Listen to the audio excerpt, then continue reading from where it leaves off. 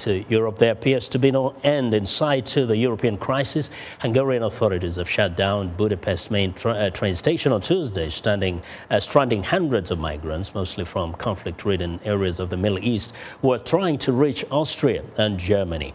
An announcement over the loudspeakers of the Eastern railway station declared that no trains would leave or arrive until further notice, and demanded all passengers immediately leave the area. Hundreds of police escorted the migrants out of the station and blocked their re-entry. Under European Union rules, migrants must seek asylum in the first country they enter. That means Hungary is technically prevented from allowing the migrant from traveling on to Austria and Germany.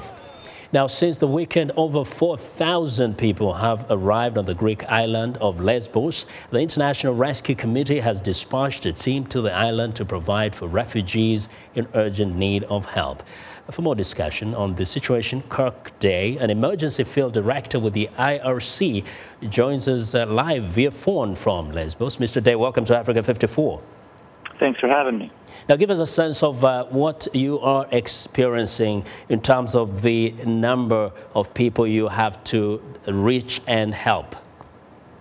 Yeah, sadly, what we see in front of us is the makings of a perfect storm.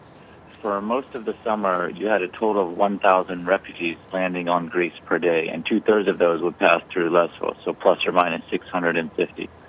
For the better part of last 2 weeks, we've had 2,000 to 3,000 refugees a day landing on Lesbos alone. And on Saturday, our estimates were that 4,000 refugees arrived, and then the next days, since then, probably a similar high number. What's making the situation all the worse is for the past 2 weeks, refugees have been unable to take ferries off the island because it's the height of tourist season and they've been completely booked by tourists. As a result, we've seen a backlog of refugees mostly concentrated around the island's capital, Mytilene, and the main port. So you have 10 to 15,000 refugees. Yes. Now, what are their immediate and most urgent needs right now? Well, first and foremost, I think the refugees are suffering from a lack of being able to access readily available assistance. In the north, there is no transit center, and the bus system that's supposed to be newly created to shuttle refugees to the southern end of the island is, to be honest, shambolic at best. And for the most part, refugees are then forced to walk 70 kilometers in near searing heat. Okay. Now, what's your plea to the authorities there in order not only to help those people, but to make your work easier?